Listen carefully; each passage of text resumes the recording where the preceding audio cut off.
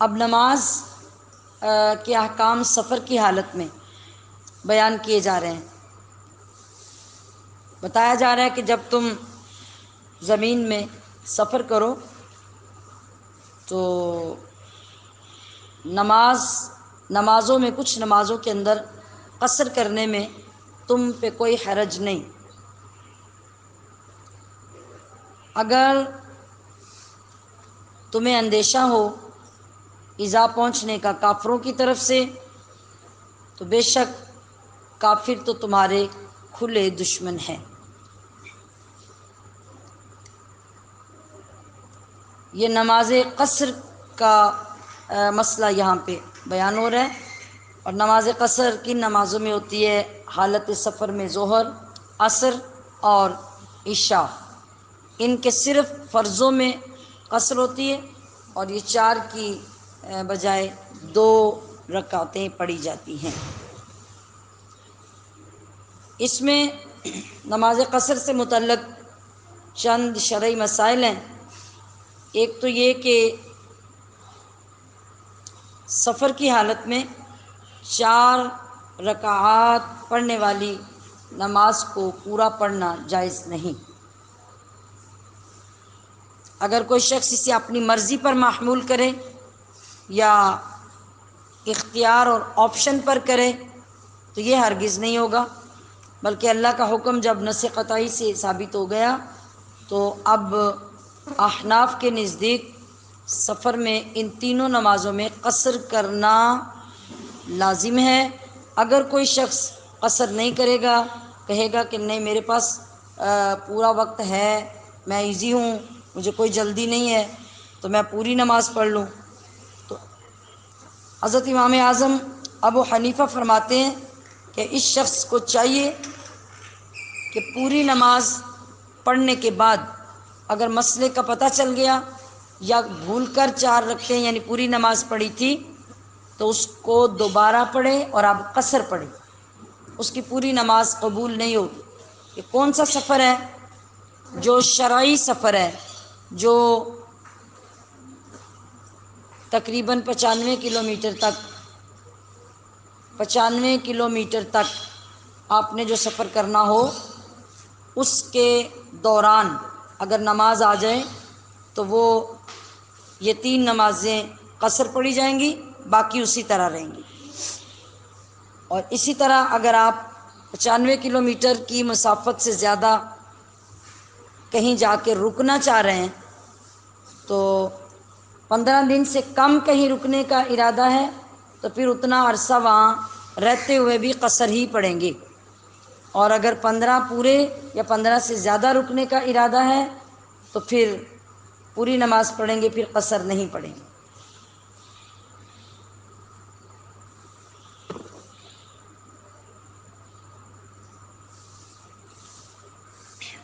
دوسرا مسئلہ اس سے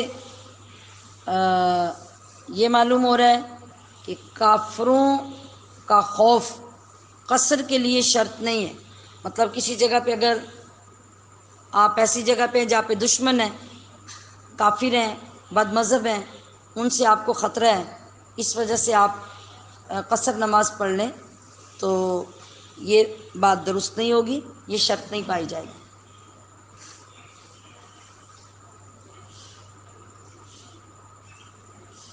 جی، جیسا کہ ایک صحابی حضرت یعلا بن امیہ نے حضرت عمر سے کہا کہ ہم تو امن میں ہیں، پھر ہم قصر کیوں پڑھتے ہیں؟ آپ نے فرمایا کہ اس کا مجھے بھی تعجب ہوا تھا، تو میں نے نبی علیہ السلام سے دریافت کیا۔ اس پر حضور علیہ السلام نے ارشاد فرمایا کہ تمہارے لیے یہ اللہ کا صدقہ ہے، تو تم اس کا صدقہ قبول کرو۔ یعنی سفر کی حالت میں اگرچہ امن کی حالت ہو پھر بھی نماز کو قصر کیا گیا، تو اس کی وجہ کیا ہے کہ یہ اللہ تعالیٰ نے بندے کے لیے آسانی پیدا کی ہے، اور بندے کے لیے اللہ کا یہ تحفہ ہے، لہٰذا بندے کو چاہیے کہ اس کی ناقدری نہ کرے بلکہ اسے قبول کرے۔ کہ اس کی شان یہ ہے کہ تمہیں اللہ کی طرف سے عطا کیا جا رہا ہے، تو پھر تم اپنی مرضی سے اس کو کم کر کے پڑھنے کی کوشش کرو گے یا ڈبل کر کے پڑھنے کی کوشش کرو گے تو تمہاری نماز نہیں ہوگی۔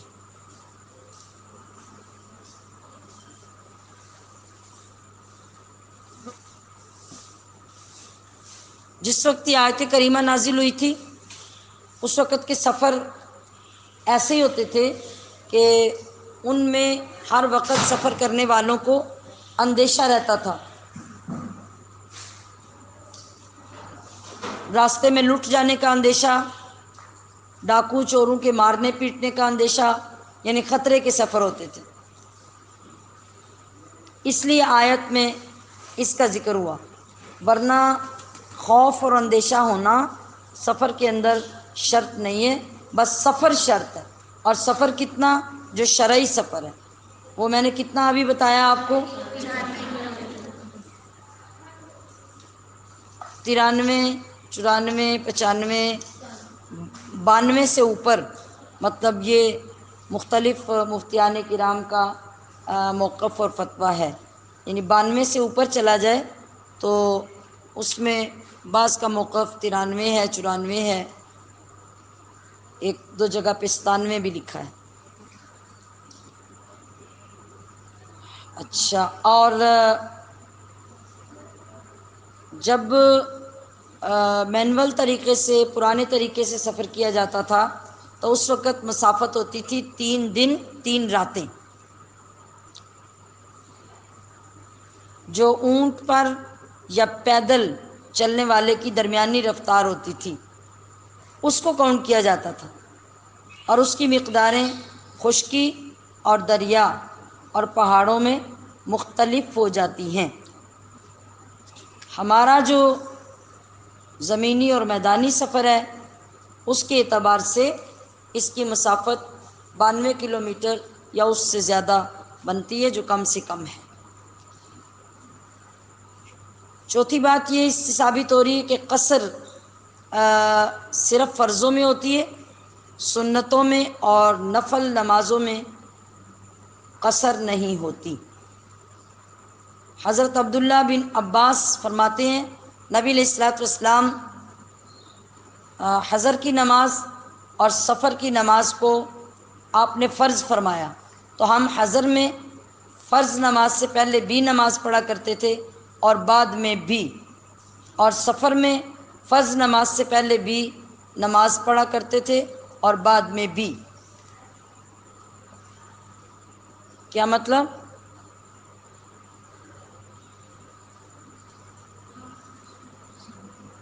یعنی جب آپ کو کسی قسم کی ایمرجنسی نہیں ہے تو فرض رکعتوں سے پہلے اور بعد والی جو سنتیں اور نفل ہیں وہ سفر کی حالت میں پڑھنا کیا ہے؟ افضل ہے۔